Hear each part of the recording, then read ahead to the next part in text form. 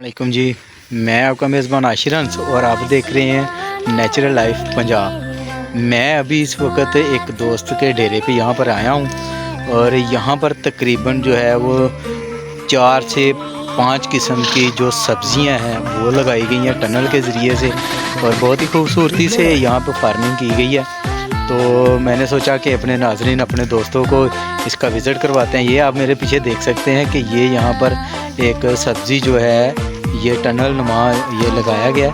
तो चलते हैं उधर और देखते हैं क्या लगा हुआ है। यहाँ पे बैंगन है, करेला है और इसी तरह से कद्दू है और मज़ीद 3-4 किस्म की यहाँ पर जो सब्ज़ी हैं वो काश्त की गई हैं। तो देखते हैं कि चलते हैं और देखते हैं कि यहाँ पर क्या कुछ काश्त किया हुआ है। तो हमारे जितने भी दोस्त नेचुरल लाइफ पंजाब को देखते हैं उनसे गुजारिश है कि वो हमारे चैनल नेचुरल लाइफ पंजाब को जो है वो जनाब सब्सक्राइब करें और हमारी जितनी भी नेचुरल लाइफ जो वीडियो है वो उनको आप जो है वॉच किया करें, दोस्तों के साथ शेयर किया करें और कमेंट में हमें जो अपनी राय है वो दिखाया करें कि हमारी राय हमारी जो वीडियो है वो आपको कैसी लगी। तो चलते हैं जनाब फार्मिंग की तरफ और देखते हैं यहाँ पे क्या कुछ मिलेगा जी।